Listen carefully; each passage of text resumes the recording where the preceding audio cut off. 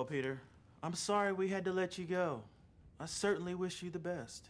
Well, it's just we had different ideas about sales strategies. It's not my place to tell you how to run your department. Well, right. Okay, well, good luck to you. Yeah, sure. See you around. Bye. Boy, I hate firing people. I really thought Peter was going to be great. How could I have misjudged him so badly?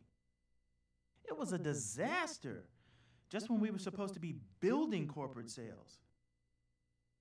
I've got to replace him right away, but how do I know I won't make the same mistake again? As soon as I saw Greg in the break room yesterday, I knew he needed a little help from a friend, especially one in the HR department. We all have our war stories about people who interviewed so well and then turned out to be so wrong. Hiring problems are common, and they eat up time and money. Did you know the average cost of a bad hire is about 2.5 times the person's salary? CompuDocs needed a corporate sales rep, so Greg had to make a hire right away, and I knew he didn't want to make the same mistake twice. I'm having a rough day. As you probably know, I had to let Peter go today. I heard about that. Look, I need a corporate sales rep, and I need to hire one right away. But how can you avoid hiring the wrong person when they seem so right during the interview? I mean, Peter was very impressive. Well, I have some tips that might be helpful. That would be great. I can't afford to make the same mistake twice. He came across as so professional. Sure, but any job seeker who knows the ropes is going to arrive on time, dressed for success, with a nicely done resume. They'll also have prepared answers to all the questions they think you're going to ask. You know, and I ask a lot of questions, like, what do you think your weaknesses are, Peter? Let me guess what his answer was. I think maybe I just care too much. I put my heart and soul into my work, right? How did you know? Been there. I can't believe I fell for it. The guy was a sales rep who hated making sales calls. You're not the first person to be snowed. Applicants have rehearsed answers that they know you want to hear. The point is, there are ways to get applicants to show you who they really are and not just tell you what you want to hear. It's an area I have particular interest in. You know, I need to take notes because I've got a round of interviews this afternoon. I gave Greg 12 tips to get job candidates to reveal their true selves. They're organized in 3 stages. 1. Get a first impression that counts. 2. Learn more during the interview. And 3. Try non-traditional methods that reveal even more. You have to use your best judgment in putting these strategies to work. Not all of them will be suitable for every position. An entry-level job might not require multiple interviews. The more important the position, the more time you'll need to evaluate the candidates. But with any position, you want to glean as much information as possible from your first impression. In fact, the impression begins even before you meet an applicant. Tip number 1, take a look at the email address. It can reveal more than just the service provider.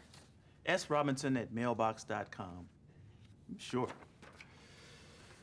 JamesWH@henderson.com.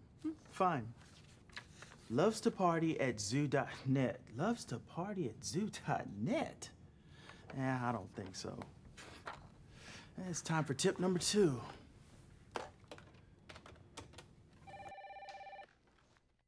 Hi, Sandy. It's Greg. Hey, Greg. Listen, I've got a favor to ask. Sure. I've got a lineup of job applicants coming in. Uh-huh. What I'm going to do is have each of them wait for 5 minutes. And what I want you to do is watch what each of them does during that time period. Take notes. Okay. And then I'll check with you later. No problem. Thanks. Bye-bye. How an applicant behaves off-stage can give you helpful insight into how that person will act on the job. I told Francis I would make the reservation. Do you have any idea what it takes to get into Chez Jacques on a Saturday night? Sure feels good in here after that heat outside. You worked here long? Greg got a lot of information from Sandy that afternoon about each candidate. But it wasn't just Sandy who got a first impression. Before taking each applicant into his office, Greg took them around and introduced them to a few people. Managers, some of the computer repair technicians. Having done that, he could put tip number 3 to work. Use an informal rating system. When other employees meet your candidates, you can go back to them for a quick assessment. What was their first impression, 1 through 10? It's hardly scientific, but it adds to what you know. Oh, she was very warm and friendly. I would give her an 8. Hey, Chip. Hey, Greg. What do you think about that guy I brought by earlier this afternoon on a scale from 1 to 10? That was the guy who mumbled. Right. I'd give him a 3. Really? Yeah. When it was time to start the interviews, Greg used tip number 4. Look first, listen later. We tend to focus on what people say in an interview, but try focusing for just a while on body language, mannerisms, and posture. You'll be surprised at what you learn. Okay, look first, listen later. Good eye contact? Nods nicely. Well, thank you. I brought an updated version of my resume. Okay. I've been in sales for a year now. I like it a lot. About how long do you think this will take? Oh, not long at all. I just have a nightmare of a day today. Traffic was horrible. We live out in Potomac Glen. No, I don't think very long at all. But then we'd have to remove Is she ever gonna stop talking and let me ask a question? I've had my eye on CompuDocs for a long time. Lots of smiling. Good eye contact. I majored in programming, worked in that a little while. It was okay, I guess. I ended up... Okay, this guy can't seem to look at me. And that hand over the mouth thing does not give me a good feeling. Do that my whole life. I'm not too sure. Hey! Hey, so how did it go yesterday? I've been dying to hear. It went great. Your tips were terrific. I can't believe how much I knew by the end of the day. I've narrowed it down to 2 candidates, Ben and Jana. Now, they're both coming back in for an in-depth interview today, and they're both great. But so was Peter at this point in the process. Don't worry. You're moving on to stage 2. You're going to learn more in the interview, right? Well, that's right. I'm prepared. Matter of fact, I'm going to start each interview with your tip number 5. Have candidates assess materials. You expect a candidate to look over your website or other materials before coming to an interview. But why not see how carefully each person read the content? Ask for a critique of your website or annual report or whatever may be relevant to the position you're hiring for. Ask what changes the applicant would make and why. It's a truly confident and skilled person who will offer constructive criticism during an interview, when most people will do anything to please. I suggested to Greg that he ask his candidates to critique the CompuDocs corporate sales packet. Take a look at this packet. What would you do differently? I immediately had a positive impression of the graphics. They're clean, contemporary, and the packet's organized well so that you can find the various pieces quickly. But I think the most important things, the selling points, don't jump out clearly enough.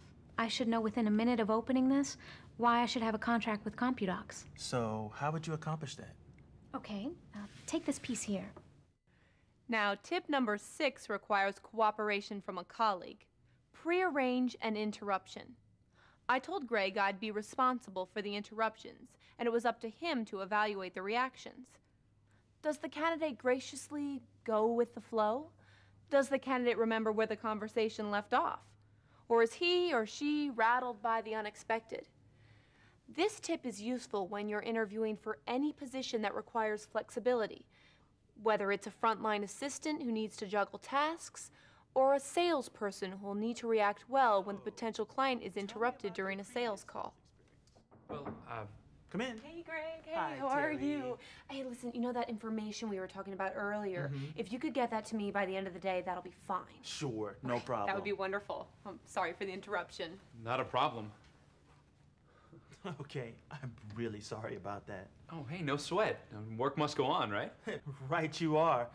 So, where were we? Having a clue. When we're interviewing applicants, we tend to focus heavily on the skills needed for that specific job. But one thing all jobs have in common is occasional problems with coworkers. You need someone skilled at resolving work-related conflict. Tip number 7 is, have candidates describe their response to a problem. You can get a good handle on how a person would fit into your office. Try asking them this.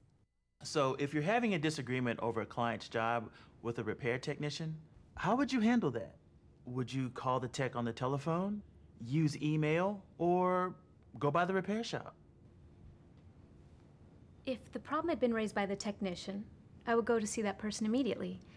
If it were my problem, I would gather as much information as I could by phone or email. My experience has been that what seems like a problem often turns out not to be one, once you have all the information. But if it is still a problem, I would go to see the technician in person.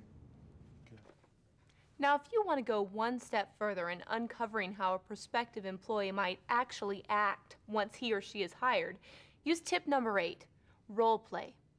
Try to come up with a scenario that puts the candidate in a situation he or she might encounter in a normal workday.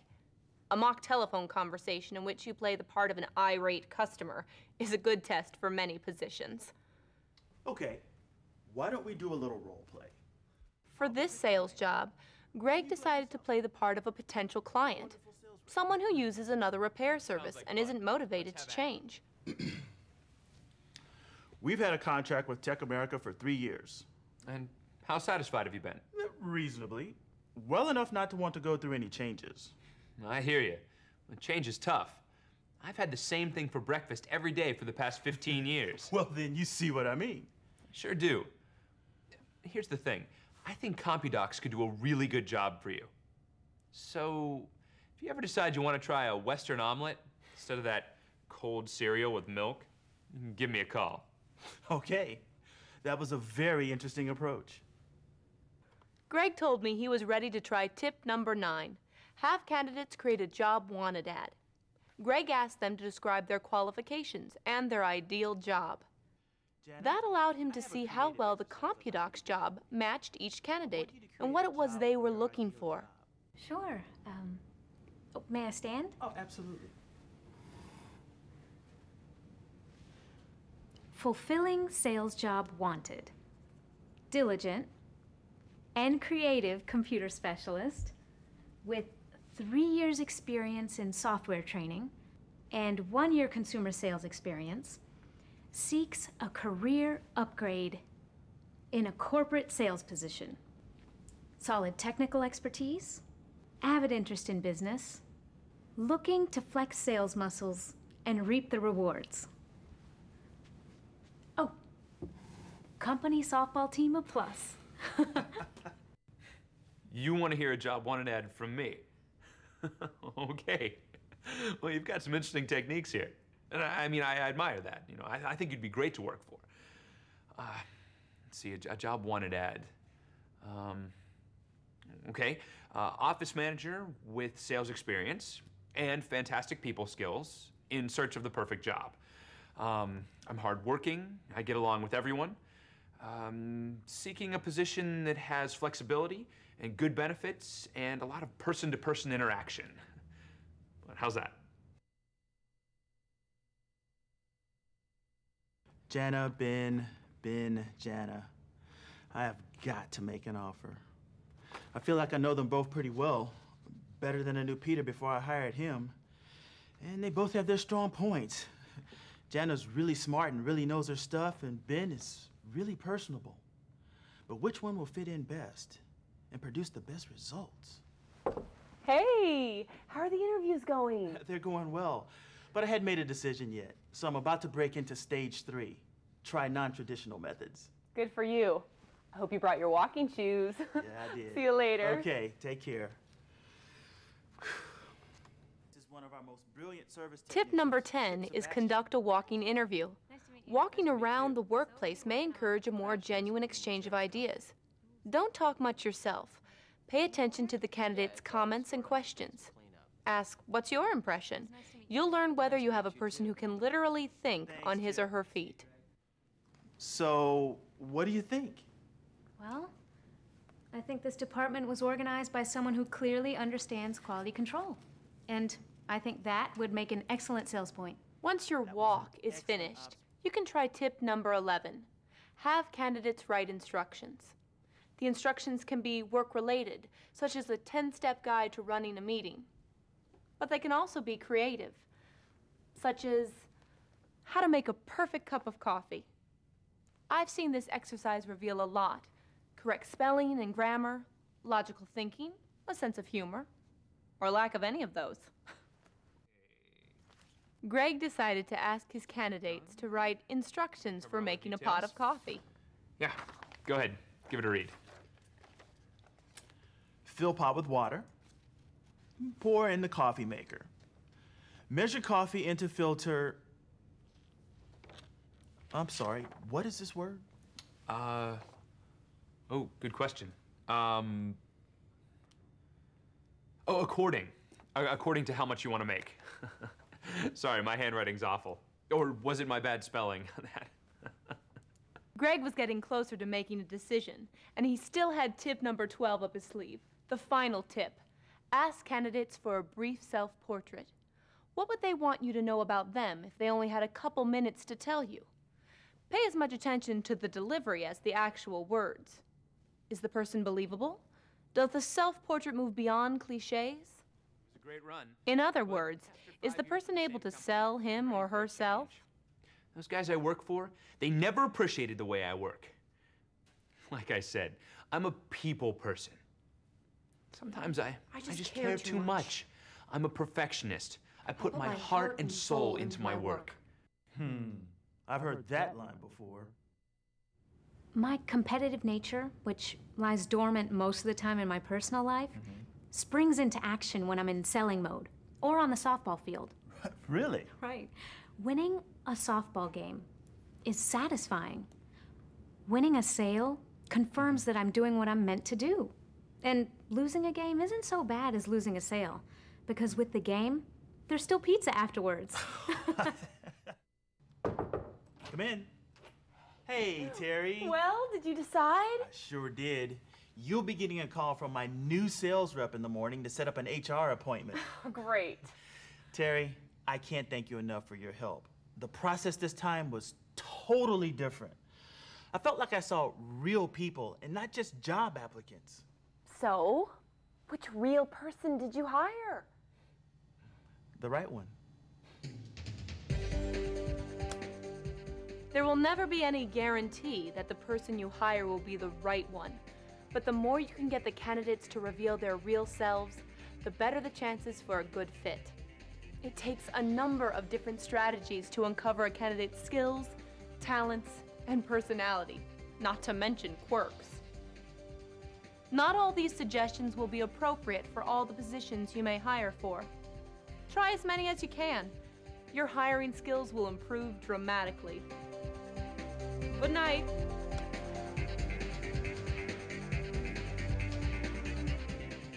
For more ways to improve your hiring skills, check out these products by Briefings Publishing Group. Hiring the Best, a multimedia hiring system. The best-selling video, interviewing techniques that help you hire the best. And the Special Report, proven strategies for surfacing the best candidates.